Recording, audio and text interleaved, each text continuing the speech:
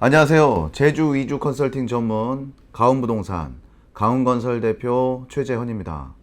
지난 시간에는요, 주택지 매입 시 유해 생물을 고려하라는 말씀을 드렸었습니다. 주택지를 매입하실 때에는 처음부터 유해 생물이 많은 스판터는 반드시 피해야 하고요. 주변에 우사나 돈사, 개사가 있는지 확인을 하셔서 집을 짓거나 리모델링을 할 때에도 유해 생물로부터의 방역에 대한 공사 계획을 잡아보시기를 추천해 드리겠습니다. 유해 생물이 없는 쾌적한 환경에서 꿈에 그리던 제주도 전원 생활을 시작하시기를 진심으로 바라겠습니다. 오늘은 건축 시에 건축비가 계속 늘어나는 진짜 이유라는 주제로 말씀을 이어가도록 하겠습니다. 시청자분들 중에는 신축에 대한 막연한 거부감이 있으신 분들이 많으시리라 생각됩니다. 제가 건축 상담을 해보면 왕년에 건축 쪽에 일을 하셨던 분이나 리모델링을 하셨던 분이더라도 마을 안이 아닌 토지만을 매입하여 농지나 산지 전용을 하고 기반 시설을 마련하는 비용, 또는 상하수도나 전기의 인입에 대한 비용, 토지 개발 분담금에 대한 부분은 모르시는 경우가 대부분이셨습니다. 이번 시간에는 건축물을 짓는데 해당되는 순수 건축 비용과 기타 기반 시설 비용, 개발 비용 등에 관한 말씀을 한번 드려보겠습니다. 여러분들 중에서 제주도에 허름한 농가가 있어서 전체적인 대수성 공사를 해야 하거나 전원주택지를 매입하셔서 신축을 계획하고 계시다면 한번 주의 깊게 들어주시면 감사하겠습니다. 첫 번째입니다. 순수 건축비란 무엇인가 입니다. 건축 상담을 하다 보면 건축 단가가 평당 얼마입니까? 라는 질문을 가장 많이 받는 것 같습니다. 건축에서 말하는 평당 건축 비용이란 순수 건축 비용을 말하는 것일 텐데요. 건물을 짓기 위한 터파기 공사부터 버림치기, 기초 다지기, 골조, 배관, 전기 공사 등등 순수 건축 행위를 위한 단가를 일반적으로 이야기합니다. 하지만 참고하셔야 할 것들이 있습니다. 예를 들어 집이 완성된 이후에 들어가게 되는 전등, 주방 가구, 붙박이 등은 포함이 되지 않습니다.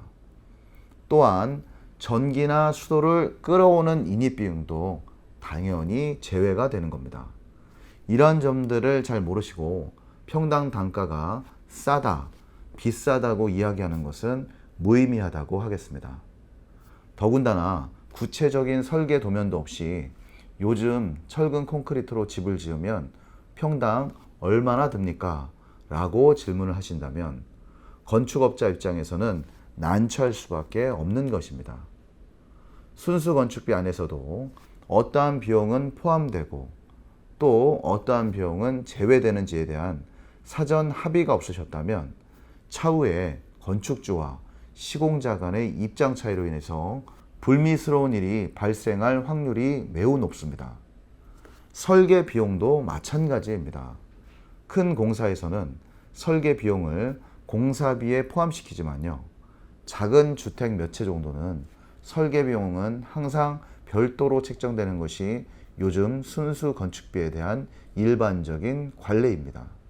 두 번째입니다. 건축 비용에 토목 비용을 포함시켜라입니다. 토목 공사는 보통 두 가지로 구별이 됩니다. 순수 토지 개간을 위한 토목 공사와 집을 짓기 위한 토목 공사가 있습니다. 첫 번째인 순수한 토지 개간이 목적이시라면 경계복원 측량을 하여 내 토지의 경계점을 확보하시고 이에 맞추어 석축을 세우고 사석 등으로 성토를 하면 됩니다. 하지만 두 번째인 바로 집을 짓기 위한 토목공사에는 보양 작업 및 전석 안정성 검토 등을 위한 토목 설계, 때에 따라서는 우수관로 계획까지 사전에 제출을 해야만 건축 인허가를 받으실 수가 있습니다.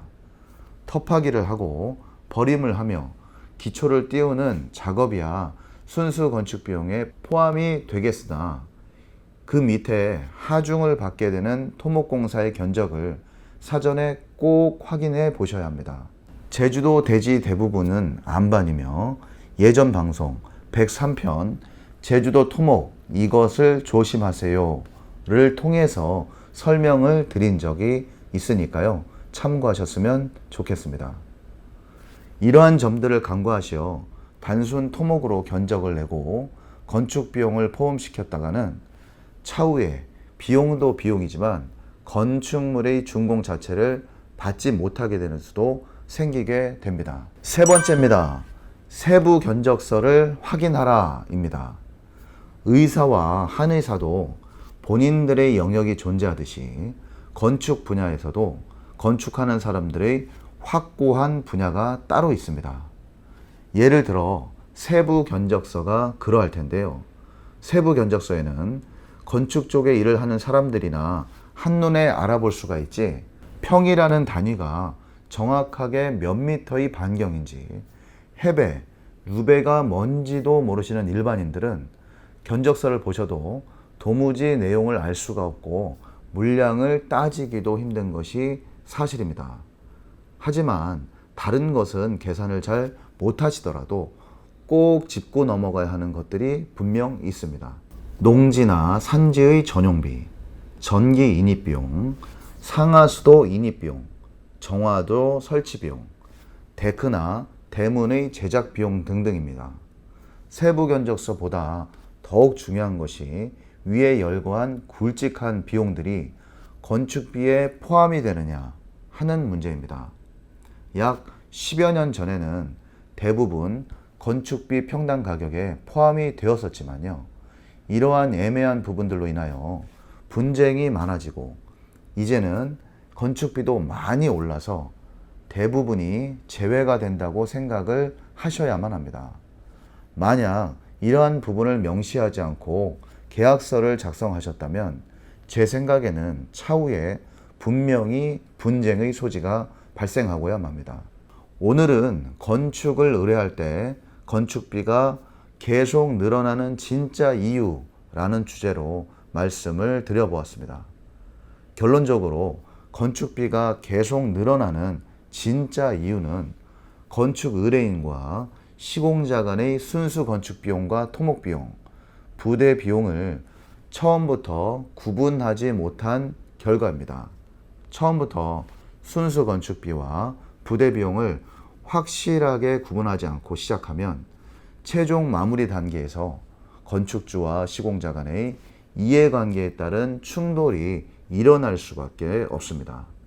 건축주는 처음보다 계속적으로 비용이 증가하다 보니 스트레스를 받게 되고, 시공자는 가급적 좋게 건축을 하려고 설명을 드리고 비용을 늘렸는데도 나중에 잘 몰랐어요 라는 소리를 듣게 되어 고생한 보람이 없어지게 됩니다.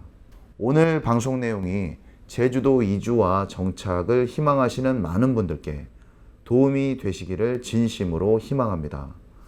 다음 방송편에는 건축 의뢰가 들어오면 항상 질문하시는 평과 제곱미터, 해배, 루배에 대한 말씀을 드려보도록 하겠습니다. 꼭 구독, 좋아요를 부탁드리겠습니다. 감사합니다.